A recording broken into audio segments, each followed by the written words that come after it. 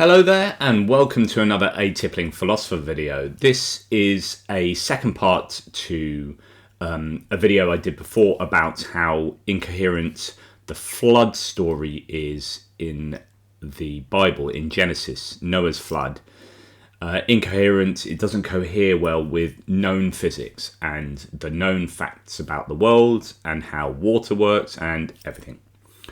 So I talked about that in a previous video, and I said I'd talk about a localized flooding sort of apologetic that you often hear. So because there are so many problems with the idea of a global flood, evidence, physics, biology, all of these issues, you get a lot of apologists saying, okay, it's not a global flood, but it's just a very large regional flood.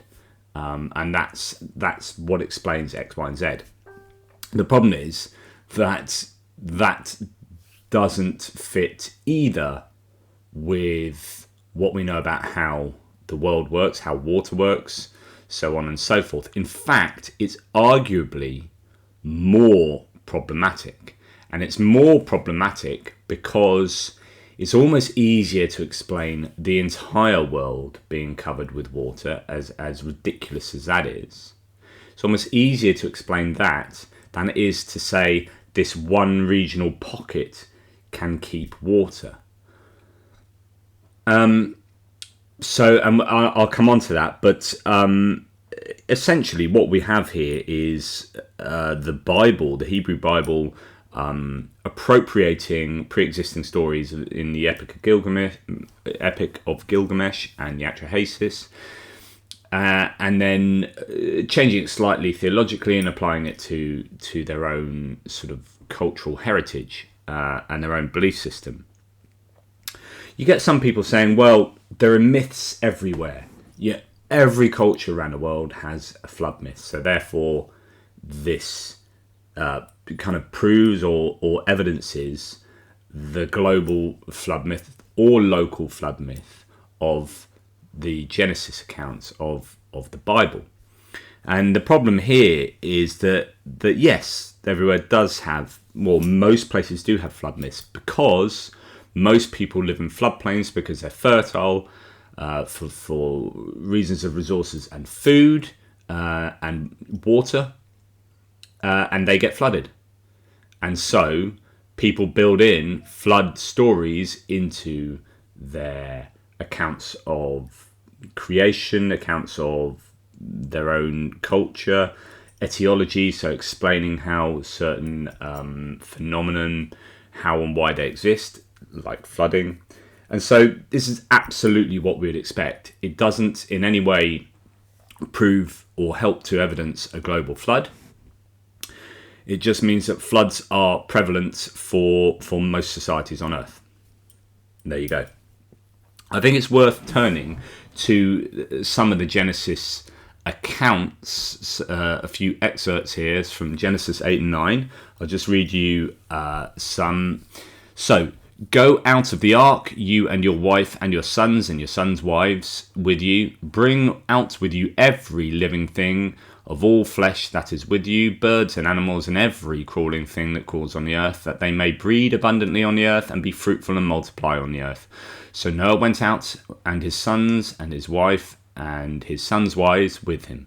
Every animal, every crawling thing and every bird, everything that moves on the earth went out by their families from the ark.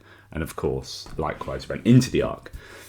The issue here is that this is every animal, not just ones in a certain regional area. So you get the claims, and I've come across them. I've come across articles and apologists who have directly challenged me, saying that this is a local, regional, albeit a large regional flood, such as has to cover the entirety of Mesopotamia.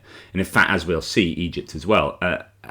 And the problem in this particular context with the animals is that if you only need all the animals from the local area, what's the point? Because animals will just run out the flood. Some animals, or a lot of animals, will be able to escape from the flood area and then come back after the flood. And those that can't escape, if they're not particularly rare regional breeds or species, then then they will be able to repopulate from outside populations. So just the idea that you would need to collect up all or every animal in a local area and put them on an ark to then repopulate just the local area just makes no sense at all. It's patently ridiculous.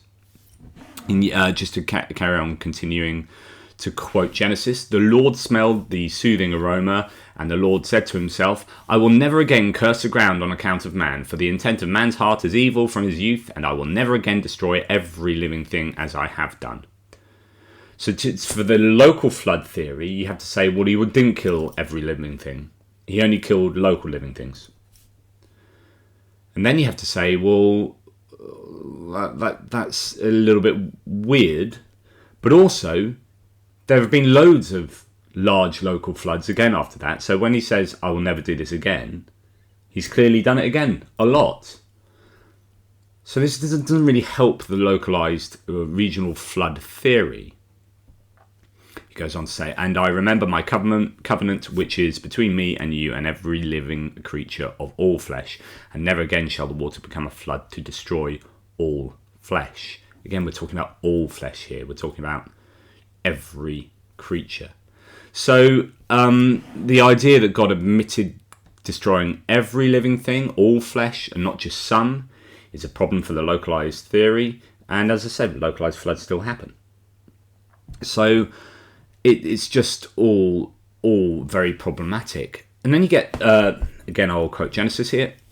Then in the 7th month, on the 17th day of the month, the ark rested upon the mountains of Ararat, and the water decreased steadily until the 10th month. In the 10th month, on the first day of the month, the tops of the mountains became visible. There is some discontinuity here with timing, so it does look like this, and using the other parts of Genesis, we have multiple sources, which is why you have 2 of each animal or 7 of each animal. Who do we believe? And it's because there are multiple sources, as understood by the documentary or supplementary hypotheses. This is incontrovertible. It's absolutely true that the Hebrew Bible used multiple sources. Anyone who denies this, really, they need their heads checking. So this is evidence here in the timings. There seem to be 2 different timings going on, but forgetting that issue, we have the mountains of Ararat, and nothing being able to be seen above the tops of the mountains. And here is a quote from an article that tries to almost scientifically propose a regional flood theory. So, quote, didn't the flood cover the highest mountains? The Hebrew word har, translated mountains, occurs 649 times in the Old Testament. In 212 instances, the word is translated hill or hills or hill country.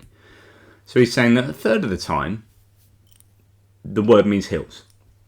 In Genesis, it is translated hill in 10 out of 19 occurrences.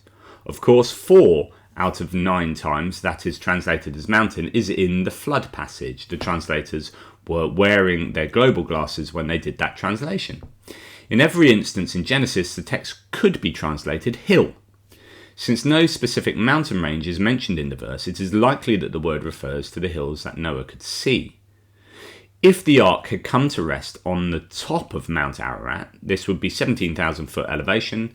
Olive trees and every other tree did not grow at 17,000 feet. In fact, you will not find olive trees growing much above 5,000 feet. Therefore, we know from the Bible that the ark did not come to rest on or near the top of Mount Ararat, but probably somewhere on the foothills in the mountain. Loads of problems here. Loads of problems because Genesis doesn't really agree with it. So let's go back to Genesis 7 from verse 19 onwards. And the water prevailed more and more upon the earth, so that all the high mountains everywhere under the heavens were covered. The water prevailed 15 cubits higher, and the mountains were covered. So all creatures that moved on the earth perished. Birds, livestock, animals, and every swarming thing that swarms upon the earth, and all mankind. Of all that was on the dry land, all in whose nostrils was the breath of the spirit of life died. So he wiped out every living thing that was upon the face of the land, from mankind to animals to crawling things and the birds of the sky, and they were wiped out from the earth. And only Noah was left, together with those that were with him on the ark. The water prevailed on the earth for 150 days. So already we're seeing that that clearly doesn't work with a localized flood. I mean, there's just no way of working these two ideas together, the idea of a localized flood and what is actually written in Genesis. You know, because it's like God didn't wipe out all living things and didn't wipe out of all of humanity, because actually most of humanity was alive outside of this region. Literally, all that's happening is a small area of humanity, a very localized area of all the humans that lived on Earth were wiped out, which kind of takes away from the whole nature of what this story is doing. I just don't know how you can justify a localized flood narrative. But it does get worse. Genesis 8 onwards. Then he sent out a dove to see if the water was low on the surface of the land. But the dove found no resting place for the sole of its foot, so it returned to him in the ark. For the water was on the surface of all the earth. Again, you can't have a localized flood and send out a dove, and the whole point that it returns is it can't find anywhere to land. Well, if you've got mountains, which you should be able to see, if you've only gone up to the foothills, you should be able to see all the mountains. The bird will land on them. Or go over the mountains and you got all of the rest of the world. I mean, the Bible is disproving this localized flood quite obviously. It's just nonsense. And I have to bring in some props here. So, I mean, let's talk about how water works, right? This is a bowl. And this is the difference between a globalized flood where it covers the entirety of Earth. Okay, I can understand that. You've got all this water. There's not enough water molecules, of course, on Earth, and it would implode the Earth's crust, and etc., etc., etc. But I can understand the fact that if there's that much water, you can cover the whole thing. What I struggle to understand is that the world's topography, or the regional topography of Mesopotamia, works in such a way that you have a bowl that can sustain a whole bunch of water, but it not affect anywhere else. Just a whole bunch of water that goes up to a certain level and then stays there. And it's probably a bowl's, but you understand the nature of water is that it finds its own level. So unless you keep it locked into a certain area, it will pour out and it will go to the lowest point really quite quickly. So it's not just a bowl we're talking about, which is a very small area. We're talking about a massive regional area of land. Let's maybe this is slightly easy to understand. So we've got a sort of lasagna dish here, but what we're talking about in the Mesopotamian region is, instead of having a four-sided vessel to hold the water in, actually two of the sides are missing. It goes down to the sea. It goes down to the deserts and a very flat land, you know, when you're approaching Egypt. So what's keeping the water in? In order to keep the water at any given height, right? At any given height, if you have removed, say, two of the sides of this dish, to keep it at that height, having removed two sides of the dish, you would have to be pouring water in. Like, not just raining, I mean pouring water in to keep it at that height. A localized flood absolutely does not make sense of physics. You just can't have it. That massive area of land going down to the sea, even if you're saying, right, it's not the mountains, because if it is the mountains, it's 5,000 odd feet high, which is not going to help you, because that's still really high and an awful lot of water, especially for only one area. If you're saying, right, it's not the top of the mountains, it's only the foothills, you've still got a shed load of water that has to stay in place and not be able to drain away into the sea in the desert, right? So it doesn't work. There's no naturalistic way that this can work. The only way is to say, if you want to localize flooding, is that God put up an invisible wall around and just the water appeared, you know, and there was a bit of rain and maybe some water coming up from underneath, but basically God just appeared water. Yeah, whatever. I mean, you start saying stuff like that, you can claim anything. You can claim anything. So therefore, I don't think going down the naturalistic route to try and prove that the flood story is true or plausible is a decent thing to do at all. It doesn't work with a global flood, and it certainly doesn't work with a local flood. But it gets even worse. So if you have a localized flood whereby it hasn't gone up to the top of the mountains, and we're talking about only hills here, what do you think humans and animals would do? I said this with animals, but humans would do it too, which is I'd get to the highest place I could, because I'm not just going to stand there and let myself drown. So I'll run up the mountains. And all I need to do is just get a little bit higher than the foothills. And lo and behold, I've survived. Okay, I might need food, but it turns out there's loads of animals around here. So on and so forth. So it makes no sense at all. Just makes no sense. But it also doesn't make sense with the rest of the story, because it assumes that rather than God being unhappy with the wickedness of all humanity, which very clearly says God is unhappy only with one small portion of humanity that just so happened to live in the Mesopotamian region, which means that all humans aren't wicked and evil, just some of them.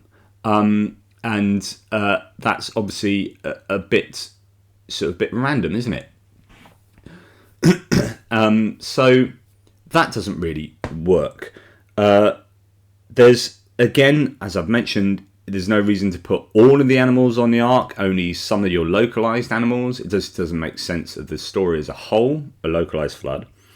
And then you get the problem with the ancestors. So you've got Ham, the whole story about, because this is a kind of, as I say, an etiological story to explain, the people in the local area and how they came to be. And you've got the descendants of Noah, and this includes the Hittites and the Egyptians. So actually, if it is a localized flood, it has to stretch all the way down to Egypt. You've got the Red Sea, you've got all sorts of, how can you keep that water in place and yet cover the whole of Mesopotamia and Egypt in order for the story to be pertinent for the peoples of that region as the story progresses onwards? It's just absolute nonsense. And in this way, I absolutely contest the localized flood claim. And yet, they proponents think that they're sort of being really clever and trying to harmonize this better with known physics and geography and science. And actually, I almost think it's more difficult to do so. And there are probably other reasons that there are that the localized flood just wouldn't work. But primarily, it's going to be the fact that you can't square that with what the actual Bible says, both in terms of the words used and how the narrative is set out and what happens afterwards, and why it takes place. Just a localized flood makes no sense of it. Water finds its own level. I don't know how a localized flood of a region that large could remotely contain the water that it supposedly does and keep it in place for the length of time that it does. So remember, we are talking a long time. Yes, it rained for 40 days or 40 nights or 150, depending on which part of Genesis you're reading, but it goes on, and we talk about 10th month and so on and so forth. This was an incredibly long time for the waters to be either at the top of the foothills, just sail to the mountains, or the top of the mountains, just go over the other side of the mountains. Anyway, it doesn't make sense. It's ridiculous. And you know what? It's obviously a myth.